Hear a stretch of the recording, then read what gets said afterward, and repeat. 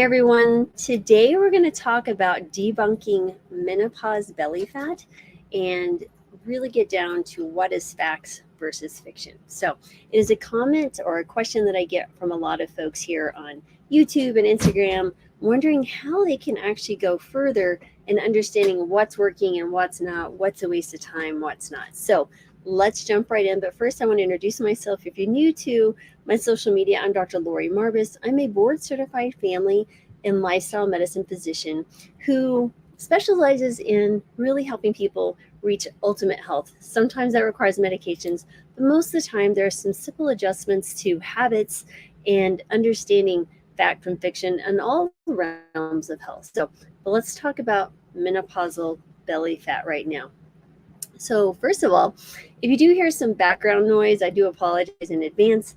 I just started living the nomadic life in an RV with my husband and my dog Daisy, and it's really hot outside. Typically, I would turn off the air conditioner, but it's almost close to 100, and it's like a little tin box, and it gets really warm here very quickly, and I would be perspiring quite a bit. So, if you hear that burr, I apologize, but let's get on to it. So, first of all, let's talk about myth number one. Menopause belly fat is inevitable. Right? The fact is, while hormonal changes can absolutely affect some changes during menopause that contribute to weight gain, especially around the abdomen, it's not inevitable, right? So the drop in estrogen levels can lead to a redistribution of fat, really favoring the belly area, especially what we describe as visceral fat, right? So that's the fat that envelopes the internal organs in the abdominal cavity. Now, that visceral fat is different from what we could describe as subcutaneous fat, which is stored fat under your skin, the fat that you can pinch, right? So the important thing to understand, yes, you may see shifts in both of those, but that visceral fat is really important that we understand that we can actually make some changes in the visceral fat by changing a few things we'll get to at the end of the discussion. That visceral fat is highly inflammatory. It makes you become more insulin resistant, more likely to have changes in things like lipid panels, also your blood sugars, maybe see a rise in a few different things like inflammatory markers and such. So just remember that there are some definite things we can do, which we're going to get to at the end, on how to actually lose the belly fat safely, but it's not inevitable. Myth two, you can't lose belly fat after menopause. That's an absolute lie, right? So the fact is, losing belly fat after menopause can be a little more challenging, right? But it's not entirely impossible. So the really important thing to understand here is that there's going to be some lifestyle changes that you're going to have to work a little bit harder. Yeah, it seems unfair that we seem to have worked our entire lives to get to this point, and now we have to work a little harder. I will tell you, I will be 54 in a few months, and things are definitely different now. And I'm going to tell you what's been working for myself and my patients. But remember, it just requires a combination of certain types of diet, certain types of exercise, and some other lifestyle modification. And studies have shown that women in menopause can absolutely reduce abdominal fat through a combination of those things. But we're going to get to that here in a second. Myth three, only cardio can reduce menopause belly fat. Absolutely not. So the fact is, while cardio exercises like running and cycling and swimming are effective for burning fat, or calories, I should say, and help with cardiovascular health, strength training is really, really equally important, if not more important. Understanding that building that muscle is your metabolic furnace, and that's where you're going to see the shift in your body composition and a decrease in fat and an increase in your muscle. So we're going to combine cardio and strength training with a little bit more guidance here in just a minute. Myth four, starving yourself is the best way to lose belly fat. Fact is, severely starving yourself or restricting calories can lead to muscle loss, right? Slowing your metabolism and other health issues like hormonals, even worsening hormonal health than that's already we're dealing with in perimenopause and menopause. Instead, we're going to focus on, again, a few different things on a diet rich in certain types of foods, maybe a slight caloric deficit, but you're going to eat lots of fiber and a lot more calorically less, what's the word I'm looking for? Decreased calorically dense foods, right? So you're going to have a lower caloric calorie count per serving versus some of the more ultra processed food or animal products, right? So we're going to focus on whole foods, whole plant foods, like legumes, whole grains, fruits, veggies. Now, the nuts and seeds are very calorically dense.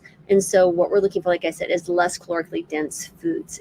But these are also nutritional powerhouses, which are going to help so many things, like lowering the cholesterol, helping your blood pressure, and again, just making you feel better and give you more energy.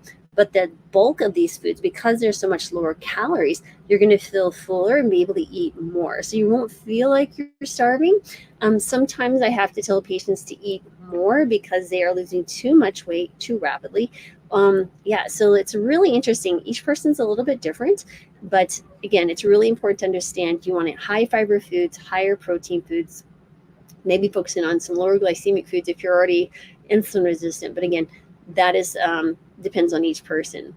So next, myth 5 is all fats are bad for weight loss. It's important to understand that we never really want to demonize any of the macronutrients. So it's our carbohydrates, protein, and fats. Fats are actually very important for very specific things. They help by, one, keeping you saturated. They are actually low glycemic foods, but you also want to be very careful. You don't want to include too much. So what are the healthy fats I'm talking about? Avocados, nuts, and seeds. You may want to limit those to maybe a quarter cup to half a cup per day, depending on your weight loss goals, and your overall activity level will help determine that as well. But it's really important to understand you need healthy fats for a variety of things: good hormone production, brain health, all those things. So I hate to say, but a lot of people in this space are fat phobic. That is absolutely the case. You shouldn't be. So every day I try to eat a handful of nuts and seeds. You can do, for me, I love walnuts, almonds, pumpkin seeds. You could do hemp seeds. You could do ground flax seeds. Sometimes I'll eat avocado, either in the form of just the avocado itself, or maybe guacamole, and I'll put it on maybe a wrap or something that I'm having. So or a topping of like chili or something like that. So just some ideas for how you can incorporate healthy fats, plus they help you absorb fat soluble vitamins. So don't need to be fat phobic, but you do need to keep them in check when you're trying to lose weight. Next is myth 6, that you can spot reduce belly fat. So you may see all these crazy advertisements and influencers saying, yes, you can reduce just fat in your belly. That's not how it works. The fact is, spot reduction, or the idea that you can lose fat from a specific area by targeting it with exercises, is a myth in general. Fat loss occurs throughout the body, right? So not just in one targeted area. So what you'll see here with fat loss is people go, wow, my arms and my legs are getting skinny, but the abdomen isn't changing. When in reality, it probably is. So if you take a tape measure on your beginning of your journey, of your weight loss journey, if you'll actually measure that, you may notice like, wow, actually I am losing inches. But remember, this is a bigger area in this trunk area. So it won't be as rapid as you will see in your limbs. So just want to encourage you to understand that when you lose weight, you lose it throughout the body, not just in one spot, unless you're doing liposuction, which is, of course, not what we're talking about. Next is really focusing in on the 7 is hormone replacement therapy causes weight gain. That's absolutely not true. So the fact is, HRT can have various effects on weight, but it does not directly cause weight gain. Some studies suggest that HRT may actually decrease the accumulation of abdominal fat by balancing hormone levels. But again, individual responses vary, and it's important to discuss with your particular healthcare provider what you should be doing if you're a candidate, if you choose to do that. Myth 8 is supplements and diet pills are the solution. I don't know how many times I've seen patients come in with literally a list full of supplements that are 10 to 20, sometimes 30 different supplements that they're taking every single day. And one, it's very expensive. And remember, a lot of these things do not have the scientific evidence or rigor in studies to actually prove benefit. So there are a few, but honestly, I would avoid the supplements unless your healthcare provider is saying, yeah, try this. One in particular I like, specifically for insulin resistance and, let's say, cholesterol, is berberine. Again, you want to speak to your doctor about that because you may be on medications that may interfere, with the berberine taking, it might interfere with its function, depending on its metabolism. So now let's talk about some practical tips to actually losing the belly fat. All right, so first of all, you'll hear these, I preach this all the time. I do, but let's dive in. One is a balanced diet, a whole food plant-based diet. It's going to have whole grains, legumes or beans, the healthy fats we talked about, plenty of vegetables and fruits. Okay, so what does that look like on a plate, especially if you're trying to lose weight? Well, if you're just getting started in a plant-based journey, just starting adding more plants to your diet is going to be super helpful. But if you really want to jump all in, I would do a few different things. I would put non-starchy vegetables as about half of your plate, and then the other quarter, or 1/4 of the plate, is whole grains, and another quarter of the plate is your beans or legumes. You can have fruit as either like an additional topping on the salad, or maybe as a snack between meals or after your meal. And then additionally to that, excuse me, a handful of nuts and seeds, particularly on those dark green leafies, which will help you absorb some of those delicious and very nutritious fat-soluble vitamins. So moving on, next is regular exercise. We talked about combining cardio and strength training, and you really want to aim minimally for 150 minutes of moderate aerobic activity or 75 minutes of vigorous activity. So what does moderate activity look like? So it's enough that where you're feeling a little bit short of breath to finish a sentence, okay? So this could be 5 days a week of 30 minutes of walking pretty briskly. You could also carry or heavier weight, which is great because now you're combining, that weight resistance type of training where you're walking and giving some dynamic pressure to your spine and hips, which are great for decreasing your risk for osteoporosis and building strength in those bones because they respond to that type of pressure. And so the other thing is the strength training. Minimally, I'd say 2 to 3 times per week.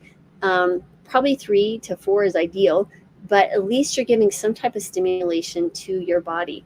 Now, I've been asked to do some videos regarding resistance training.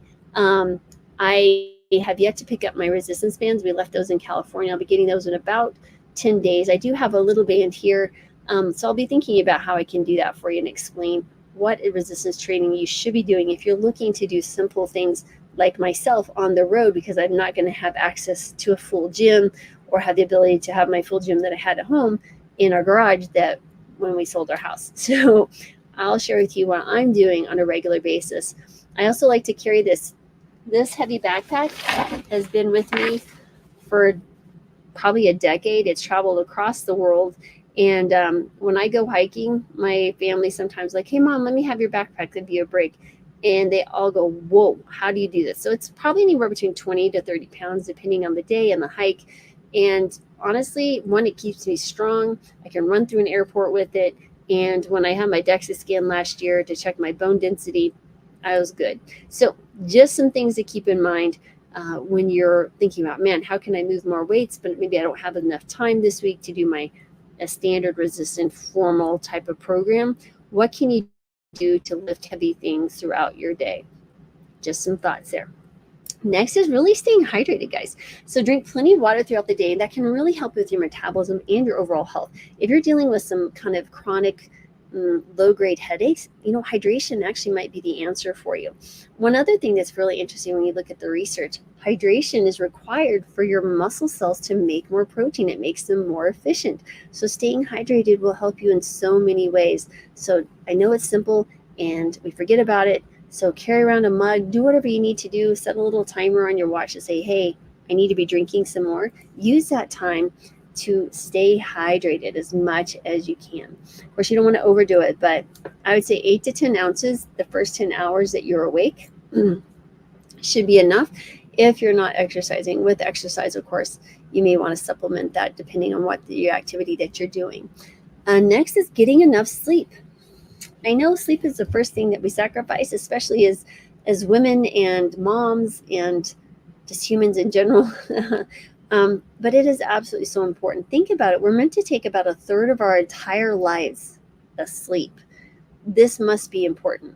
Nature didn't create us this way, or whatever you wanted to say that is, God, the universe, whatever. We are obviously meant to have it. We know we feel better when we get adequate sleep, and those who don't feel so well. And again, it can really affect your hunger. It makes it harder to be satiated. You may find your emotions are less on target. And again, concentration, a variety of things can suffer when you don't get enough sleep. So lots of things. I made other videos regarding, sleep habits, on improving your sleep, but definitely think about keeping a regular bedtime routine, even on weekends, and avoiding alcohol. Yes, it interferes with sleep, and there's nothing healthy about alcohol. I'm telling you right now, if you're like, I can't give up my alcohol, I would question yourself, why do you feel that way? Two is, of course, avoiding caffeine, probably around at least 8 hours prior to bedtime. That can actually decrease adenosine buildup, which promotes sleep. So the whole point here is you want to increase your sleep drive throughout the day, which is activities. I know when I exercise really much more vigorously, I sleep much more soundly. And then, of course, creating an environment of sleep that's really, really helpful. Uh, and finally, is really managing stress. I've talked about this all the time. High level stress can increase your cortisol, which is linked to abdominal fat. Again, some of that unhealthy fat that we can see around our visceral organs. And it's just nothing but trouble. So, stress is a really interesting animal, especially in today's world where we have so many minor things that can seem to be much more greater than they really need to be. And we seem to focus on those things, comment someone said, or we tell stories to ourselves. And one thing that I found to be really, really helpful dealing with whatever stress comes my way is just sitting back and becoming present. That means taking a few breaths. And when you take the few breaths, that means that you have to focus in on what you're doing. It's called an observer effect. And instantly you'll know, I'm suddenly here, right? So before, maybe you were future tripping, worried about, something in the future, or you were reminiscing or feeling guilty or guilt, who knows, something in the past. So there's one thing I really want to remind you is the future is very rarely going to be the way we envision it. Yes, there are some things that will happen.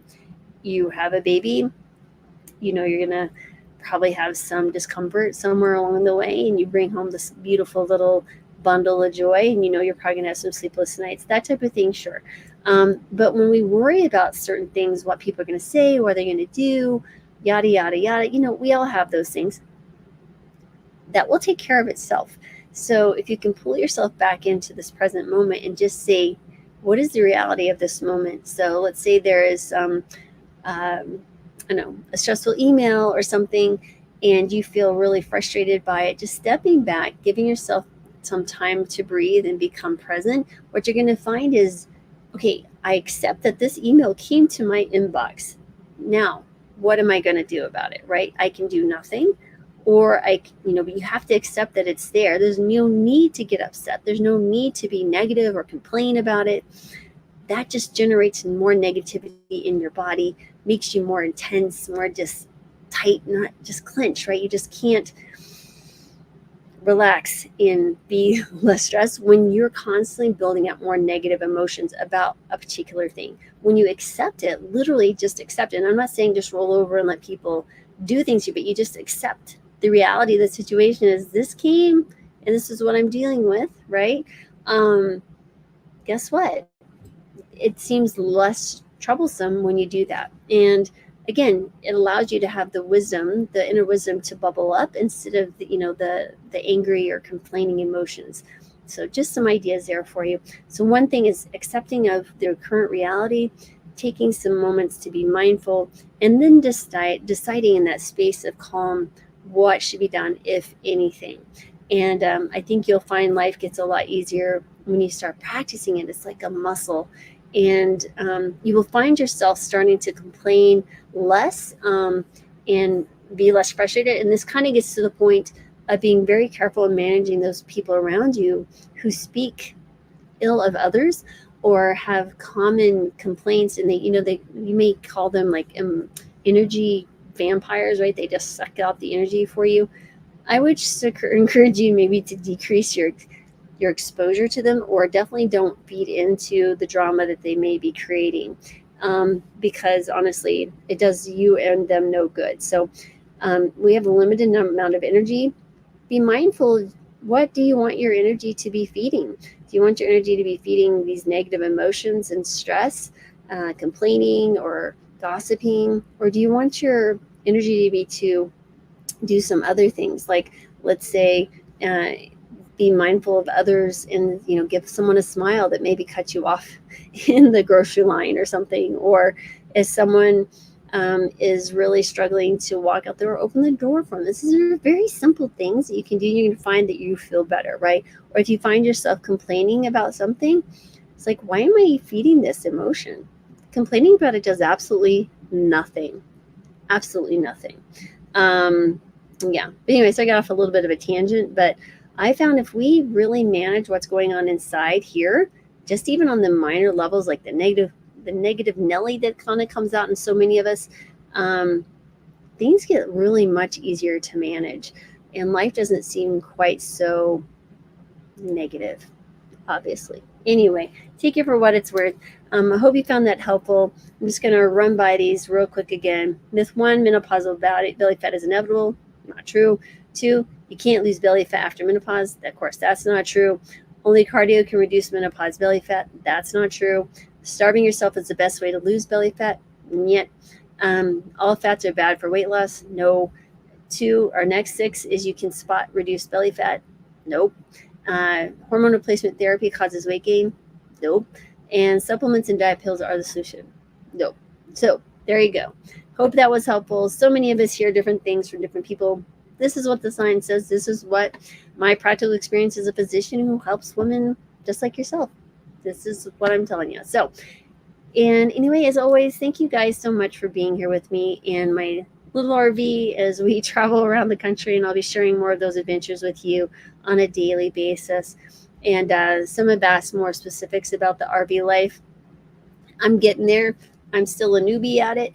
I'll get into the expenses and how we're doing this and transitioning and really downsizing our life and our stuff has really been such a fascinating journey the last few weeks, even to the point of you're thinking about, do I need this pair of shorts or do I need this pair of socks? Because when you have limited spaces, like I have literally a little hanging up space that's like, I don't know, 2 foot wide and 2 drawers, you don't think you need as much. And you may find that I'm wearing more of quote unquote the uniform, right? So I have a t-shirt, shorts, like 4 of them and going on. Of course, I have a little bit more now. But anyway, I could talk about that for hours. It's fascinating. But here you go, guys. Thank you as always. I'm sending you joy, love, peace, and gratitude and healing because as always, we need more of that. And if you want to learn more about the services that I can offer you as a physician or the Healing Kitchen, which is a great program I run with Brittany Drudy, check it out at drmarbus.com. And thanks again for being here. I really appreciate your time.